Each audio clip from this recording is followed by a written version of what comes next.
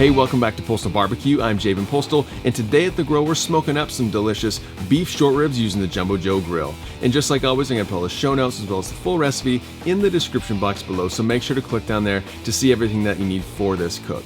Also, if you like what we're doing on this channel, make sure to hit that subscribe button for more great barbecue recipes, tutorials, and reviews. And other than that, let's get into the cook. So to get started with this recipe, you're going to need some beef short ribs. These ones have been cut into singles, and the only thing that we've done so far to them is we've trimmed off all the fat that's on the top.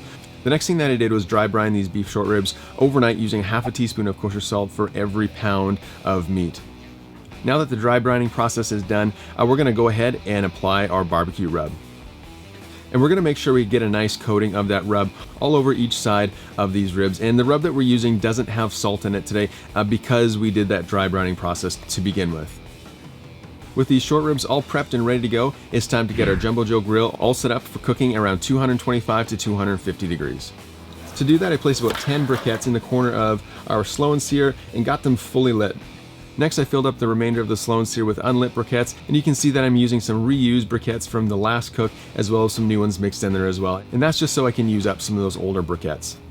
Next, I grabbed a combination of apple and cherry wood chips from our friends over at Wildwood Grilling to sprinkle over top of the hot coals just to add that smoky flavor that we want to put into these beef short ribs.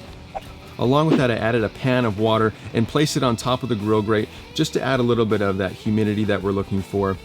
The last thing that I'm going to do is place these ribs onto the grill on the opposite side of the Slow N Sear, and when that's all done, we're going to close the lid and begin cooking around 225 to 250 degrees.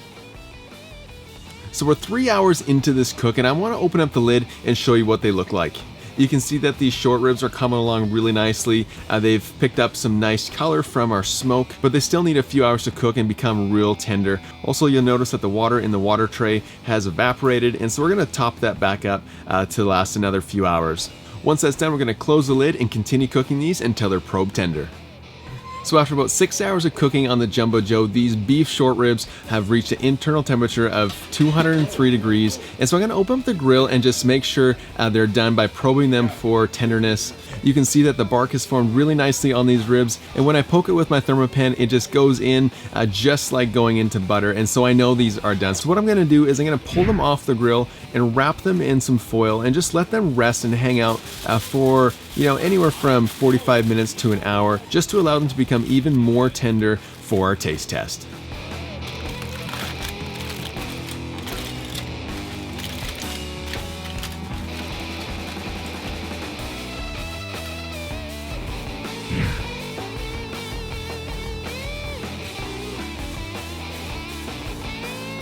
Alright, so these beef short ribs are all done. They look and smell incredible, and the only thing left to do is give them a taste. Here we go.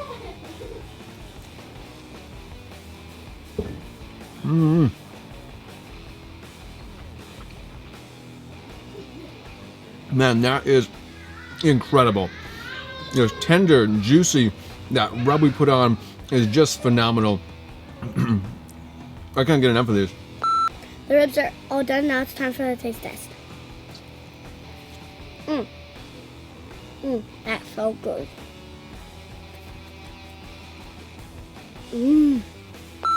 So that's how you make those delicious smoked beef short ribs using the Jumbo Joe grill. Hey, if you like what we're doing on this channel, make sure to hit that subscribe button for great barbecue recipes, tutorials, and reviews. And until next time, we'll see you later.